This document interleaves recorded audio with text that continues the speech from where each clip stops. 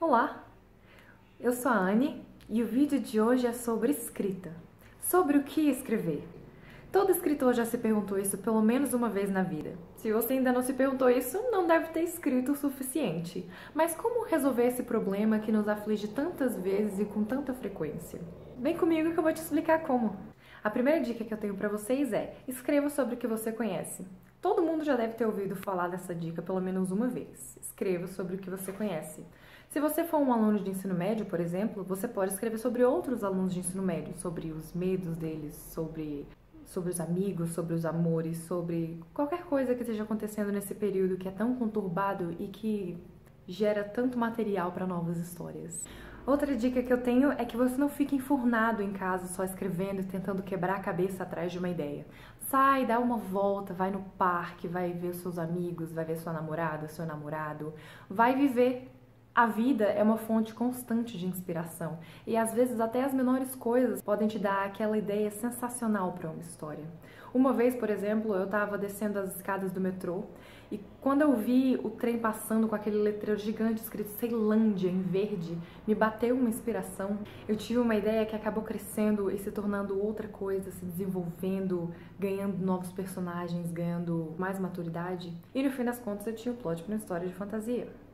Outra maneira de manter as ideias fluindo é você usar a fanfiction. Eu não tô dizendo pra você escrever uma fanfiction de alguma coisa e publicar isso como se fosse um trabalho seu. Não faça isso, é crime. Mas você pode usar a fanfiction como uma forma de treino, também pra se divertir, é claro, porque é ótimo. Algo que sempre me ajudou a ter novas ideias foi pensar em histórias que eu queria ler, mas que ninguém tinha escrito ainda. Eu procurava muitas fanfics para ler, histórias originais também, mas não encontrava histórias com os personagens que eu queria, com os enredos que eu queria ler. Então eu pensei em escrever eu mesma essas histórias. E até o momento tem funcionado muito bem essa abordagem. Pode ser que funcione para você também.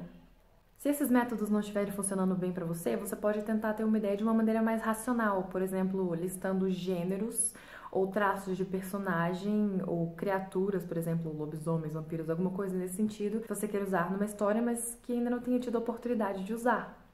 É uma maneira bem interessante de você trabalhar e é algo que eu faço muito.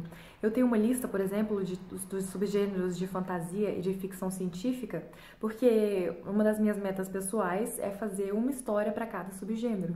E até o momento tem funcionado muito bem isso para mim. Sempre que me surge a menor das ideias em relação a um gênero, a um subgênero específico, eu anoto e aos poucos eu vou desenvolvendo essa ideia. E quando eu vejo, já tenho um plot pronto, já tenho um enredo pronto para ser trabalhado e eu posso escrever a minha história. Você não precisa se ater simplesmente a gêneros.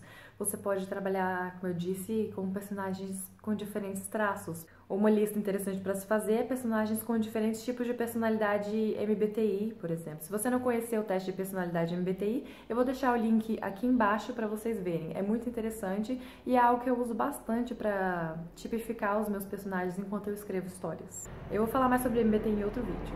E quanto aos gêneros, você não precisa se ater só a subgêneros de fantasia ou sci-fi. Pode fazer de romance romântico, romance histórico, terror, aventura. O céu é o limite. Tem gente que gosta de escrever mais sobre um assunto, tem gente que prefere escrever sobre assuntos específicos, então fica a critério de cada um. Outra lista que você pode fazer é a lista de tropes. Se você não sabe o que é um trope, eu também vou deixar o site TV Tropes aí embaixo, mas infelizmente é em inglês, só que é o maior acervo de tropes que eu já vi. Em português, as pessoas usam a palavra tropo, mas eu não acho muito comum, não é tão amplamente usado. Mas nada mais é que um elemento que é usado com frequência na narrativa, seja de forma consciente ou não, e que todo mundo conhece. Muitas vezes as pessoas tratam um trope como um clichê, mas são coisas diferentes. Um clichê é um trope que já foi usado à exaustão e que as pessoas não aguentam mais ver. Um exemplo de trope seria o enemies to lovers, que eu gosto muito, por exemplo, que é quando os personagens são inimigos, mas o relacionamento deles vai evoluindo, evoluindo, até que eles se tornam um casal. Tem vários outros, tem friends to lovers, que é quando eles são amigos e acabam se tornando um casal. Tem o caso da princesa, que não é mais uma donzela em perigo, que ela salva a si mesma. Tem inúmeros tropes. Você pode fazer uma lista dos seus preferidos ou dos que você tem interesse e ir usando cada um deles para escrever a sua história em torno disso. As opções são infinitas. Você pode fazer uma lista de países, uma lista de línguas, uma lista de mitologias, de aspectos de uma cultura que você deseja usar numa história. Ou, como eu disse antes, o céu é o limite, você que decide, você é o escritor. Então é isso, gente, é o que eu tenho pra vocês hoje. É assim que eu costumo me inspirar para escrever as minhas histórias. São essas as técnicas e as abordagens que eu uso para nunca ficar sem enredos, sem assunto para escrever. Se você tiver outras abordagens ou alguma dica interessante que você queira compartilhar, coloca aí nos comentários, divide com a gente. Se você gostou desse vídeo, não se esqueça de clicar no curtir aí embaixo, se inscreve aí no canal e até o próximo vídeo. Tchau!